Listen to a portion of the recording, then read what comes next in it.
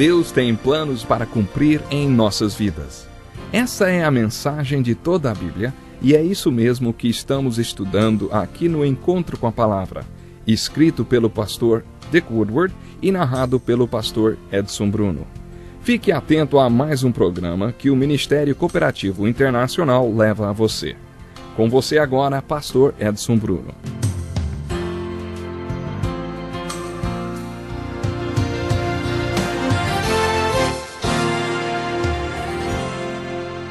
Seja bem-vindo ao nosso programa.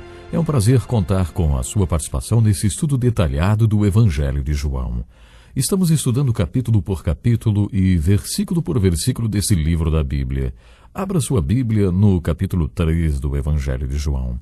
Nos primeiros 21 versículos desse capítulo, descobrimos uma das passagens mais marcantes dos Evangelhos e que registra o diálogo de Jesus com um mestre da lei, um rabino. Na conversa com esse rabino, Jesus fez uma das declarações mais importantes de todo o livro de João.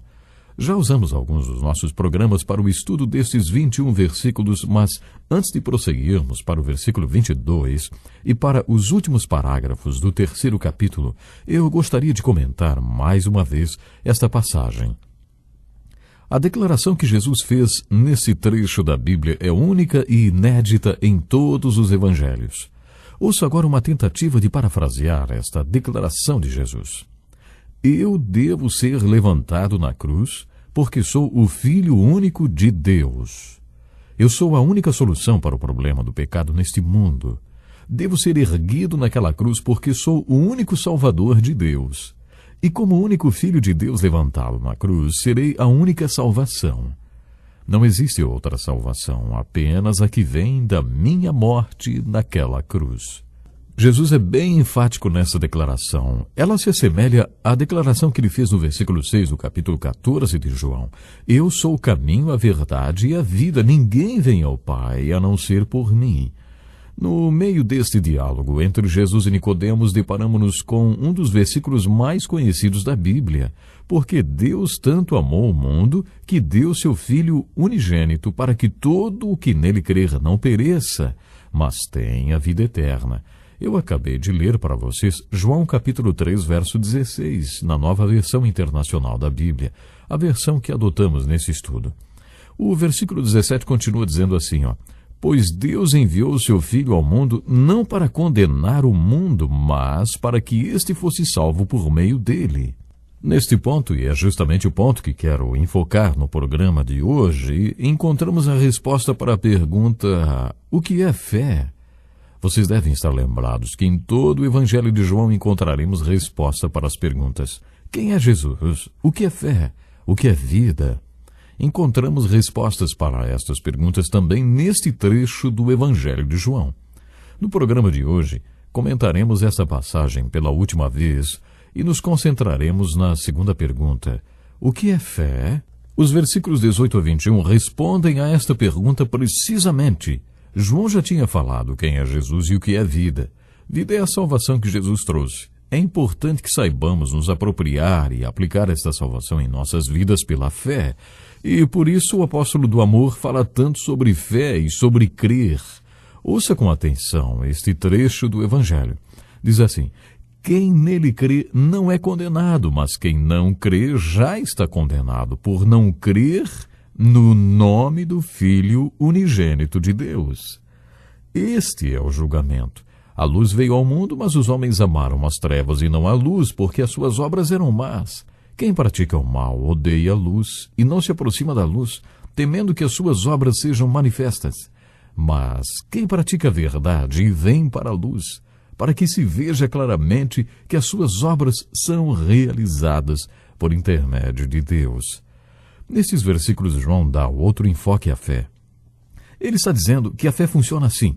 Quando a luz vem, o homem pode responder a ela de duas maneiras. Os homens são criaturas com capacidade de livre escolha, por isso, quando Deus lhes envia luz ou traz revelação da verdade do Evangelho, eles respondem de duas maneiras. Algumas pessoas amam a luz e dizem: a luz é minha melhor amiga, porque minhas obras estão sendo punidas em Deus. Por isso, acendam a luz da minha vida. Quero que todos vejam que minhas obras estão em Deus, são de Deus e para Deus. Mas também acontece outra reação. Eu não gosto da luz porque ela me expõe. Eu cometo muitos erros, não quero expor minhas necessidades. Por isso fujo da luz, escondo-me da luz. O capítulo 3 do livro de Gênesis apresenta um ótimo exemplo do que eu estou falando. Ouvindo o homem e sua mulher os passos do Senhor Deus, que andava pelo jardim quando soprava a brisa do dia, esconderam-se da presença do Senhor Deus entre as árvores do jardim.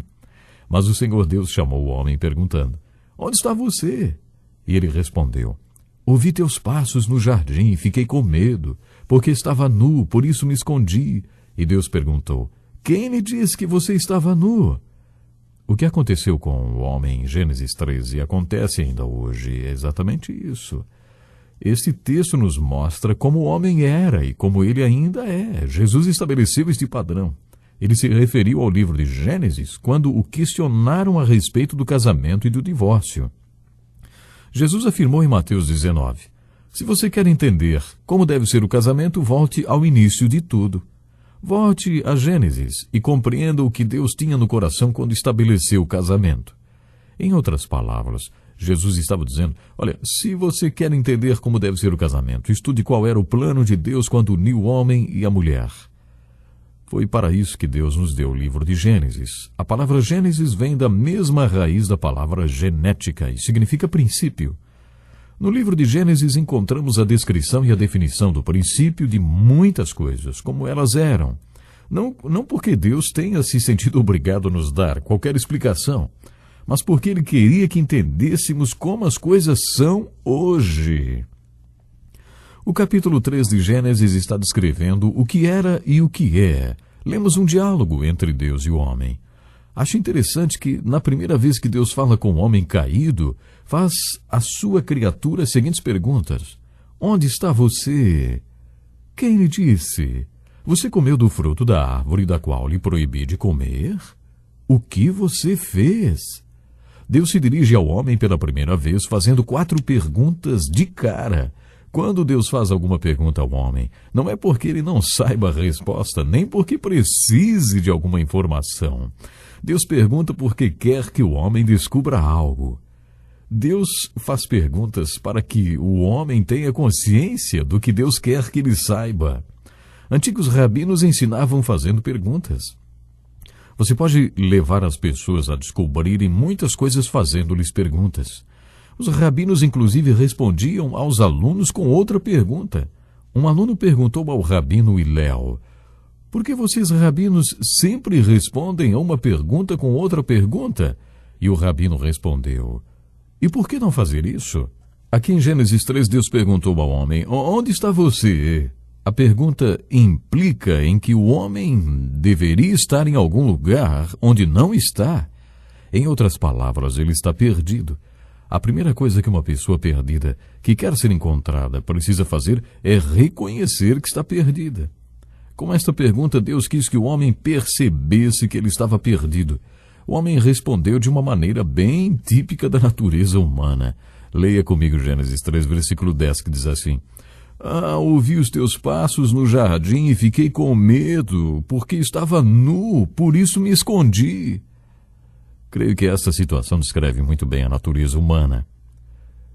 Deus tenta nos mandar à luz. Ele tenta se comunicar conosco, falar conosco. Imagine a cena. Uma voz caminhando no jardim enquanto soprava a brisa do dia. Com o Evangelho de João capítulo 1, vimos que esta voz ganhou um corpo. A palavra se tornou carne e andou pelo mundo para que todos vissem e ouvissem a verdade que Deus quis revelar ao mundo. Lá no Gênesis não havia palavra escrita, não havia palavra viva, apenas uma voz andando no jardim. A resposta do homem à luz de Deus em Gênesis 3 é a mesma resposta que Jesus descreve para nós em João 3. Adão tinha uma escolha. Ele poderia ter respondido à luz e saído do seu esconderijo para a luz que Deus queria lhe dar, expondo sua nudez, sua necessidade e seus erros, mas também encontrado solução para tudo isso. Em outras palavras, ele poderia ter escolhido a luz, mas não escolheu. O homem escolheu se esconder. E assim como era em Gênesis, ainda é hoje. Hoje fazemos a mesma coisa. O homem ainda se esconde. Ele se esconde quando come muito, quando bebe muito, quando dorme muito, quando trabalha muito, quando joga muito, quando usa drogas. O homem satisfaz todos os seus impulsos basicamente porque está se escondendo da luz, se escondendo da voz de Deus. Jesus está nos dizendo que o que Moisés descreveu para nós em Gênesis 13 é o que traz a nossa condenação. Deus nos condena porque rejeitamos a luz. Deus não nos condena por causa dos nossos pecados. A partir do momento que Jesus declarou na cruz, está consumado, saiu de sobre nós a acusação do pecado. Toda acusação que pesava sobre nós caiu sobre o único Filho de Deus. Tanto Isaías como o apóstolo Paulo enfatizaram esta mensagem maravilhosa do Evangelho para nós.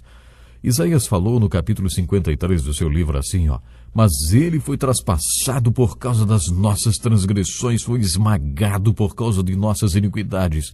O castigo que nos traz a paz estava sobre ele, e pelas suas pisaduras fomos curados.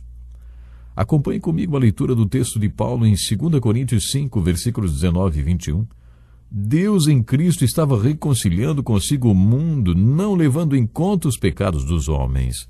Deus tornou pecado por nós aquele que não tinha pecado, para que nele nos tornássemos justiça de Deus. Infelizmente, já é hora de encerrar o programa de hoje. Quero que você saiba que é um prazer continuarmos a exposição desses versículos do capítulo 3 do Evangelho de João, que definem o pecado e nos mostram a chamada anatomia da nossa condenação. Mas, antes de encerrar o programa, eu quero lembrar mais uma vez, como digo sempre aqui, eu quero sublinhar aqui, sabe, uma coisa muito importante. Não se esconda mais, venha para a luz, saia do seu esconderijo, venha para a luz. Se você vir para a luz, haverá possibilidades de você nascer de novo, de você ser perdoado, de você ser restaurado. E ser restaurado é exatamente o que nós precisamos para termos uma vida de conquista, uma vida de vitória. Quando olhamos à nossa volta, nós vemos claramente tantas pessoas que estão se escondendo atrás dos seus problemas, atrás de seus vícios, atrás de suas grandes dificuldades da vida. Dificuldades que muitas vezes elas mesmas trouxeram para si através de seus pecados. Não se esconda mais atrás de seus erros, não se esconda mais atrás de seus vícios, saia do esconderijo.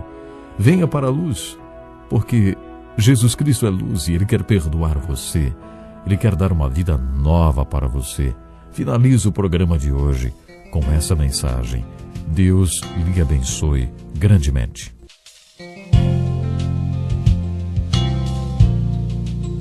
Que lição importantíssima. Obrigado, pastor Edson Bruno. Prezado ouvinte, coloque em prática o que você ouviu aqui.